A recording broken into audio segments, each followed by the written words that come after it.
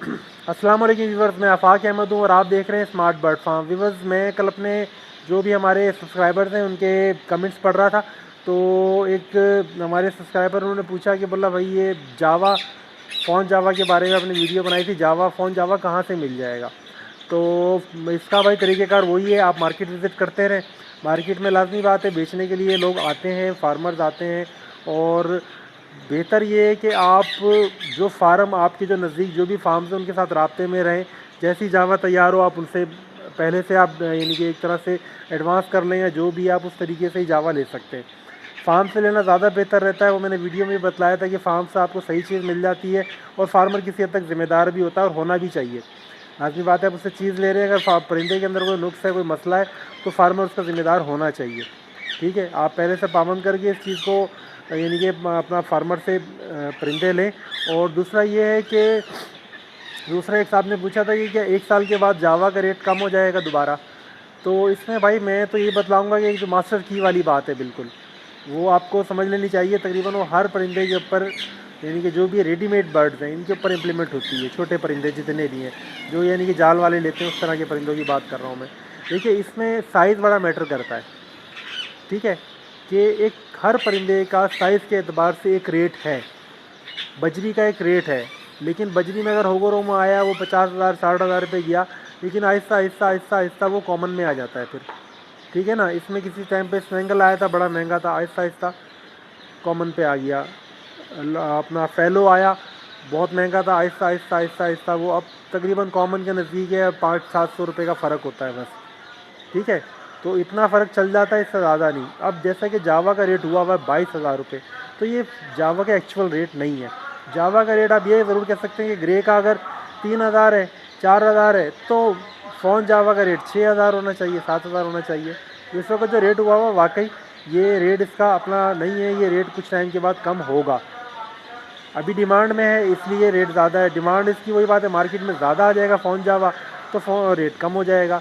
तो इसमें बस यानी कि ऐसा समझ लें कि मेरा जो कहने का मकसद था वो ये था कि भाई आपको अगर अच्छा परिंदा मिल रहा है और आप उसको लगा के आप 6 महीने बाद ब्रीड में आप उतने पैसे कमा लेते हैं जितना आपने लगाया है, तो उसमें कम से कम आपका कॉन्फिडेंस बिल्ड हो जाता है कि यार आपने 3 लाख रुपए लगाए और 3 लाख रुपए आपने कमा लिया। ठीक है ना, 3 लाख रुपए आपके बाहर हो गए, तो आपका वो कम से कम जो आपका लगाया हुआ था वो तो निकल गया ना। तो आपको उस चीज़ की परवाह नहीं होती कि यार अब मेरा नुकसान होगा। ठीक है, ये एक पायदार स्टैंड हो जाता है बर्ड फार्मिंग के अंदर कि आपकी अपनी इन्वेस्ट अगर निकल चुकी है तो आप उस चीज़ से घबराते नहीं हो कि यार मैं नया परिंदा डालूंगा, वो कितने का पड़ेगा, मेरे को कल को उसमें नुकसान हो गया। तो जब आपका अपना पैसा इतना नहीं लगा हुआ तो आप जिसको कहना चाहिए बहादुरी के साथ कारोबार करते हो फिर। ठीक है, रिस्क भी लेते हो। तो रिस्क ही मेन तो वही बात है, कारोबार के अंदर अगर रिस्क ले रहे हैं तो आप कमा सकते हैं, ये तो ज़रूरी है। ठीक है, तो इसी वजह से अब जो भी यानी कि इस वक्त जो चल रहा है रेट, अब ये है कि साल बाद अगर मार्केट में जावा बढ़ता है, फ़ॉन जावा की मिकदार ज़्यादा होती है तो इसका रेट नीचे आ जाएगा। अगर इसकी मिकदार नहीं बढ़ती है मार्केट के अंदर तो लाजमी बात है इसका हो सकता है रेट कुछ और टाइम खींच जाए। बहरहाल ये जो रेट है ये मैं मानता हूँ कि ये रेट जो है 22,000 25,000 रुपये का रेट, ये इसका असल रेट नहीं है। परिंदे के साइज़ के एतबार से इसका रेट जितना मैंने बताया फ़ॉन जावा और वाइट जावा से 1,000-2,000 ऊपर नीचे होना चाहिए। ठीक है, अभी तो फ़ॉन जावा वाइट जावा का भी बढ़ा हुआ ये रेट, लेकिन ये 5-6 हज़ार रुपये की इसकी वैल्यू है, इससे ज़्यादा की नहीं है। जितनी ये ब्रीड करता है और जिस तरह का परिंदा है इसकी इतनी एक वैल्यू है। लेकिन आप यूँ समझ लें कि जैसे आप कॉकटेल लेते हैं, कॉकटेल की एक साइज़ है, एक परिंदे का उसका जिसको कहना चाहिए उसकी ब्रीड का एक सिस्टम है, तो उसका एक रेट जो है वो मखसूस है। उसमें क्योंकि नया कलर को नई वैरायटी आती है तो उसका रेट ज़्यादा होता है, लेकिन जब वो मार्केट में बढ़ जाती है तो उसका रेट कॉमन पे आ जाता है।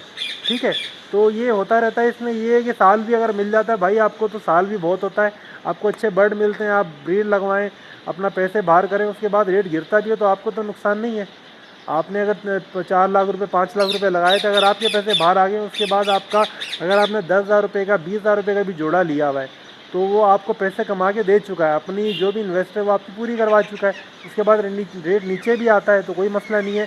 इसमें तो आपका पैसा रिकवर हो गया, दूसरा ये आपको परिंदा सीखने को मिल लिया। आपने परिंदे को सीख लिया, आपने छोड़ना नहीं है फिर उस परिंदे को। ये ऐसे यूँ समझ लें कि आपको मुस्तकिल लगा के रखना है। जब आपको मुस्तकिल लगा के रखना है तो ठीक है, कम ज़्यादा रेट ये तो होता रहता है, इसका कोई ऐसा मसला नहीं है। तो इसका आप इतना ये नहीं कि इसको आप बड़ा रिस्क ना समझें। उसमें ये अगर ज़्यादा आपका ये तो आप छोटे कम पैसों से काम शुरू कर लें। आप लाख 1.5 लाख रुपए लगाएं, पहले उसको रिकवर करें और उसको आहिस्ता आहिस्ता बढ़ाना शुरू कर दें।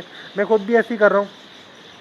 इन्वेस्टमेंट होने के बावजूद मैं फिर भी यही चाह रहा हूँ यार, जो मेरा सेटअप है पहले वो मुकम्मल हो, मैं इसी से रिकवर करके पैसा फिर इसको मज़ीद आगे बढ़ाऊँ।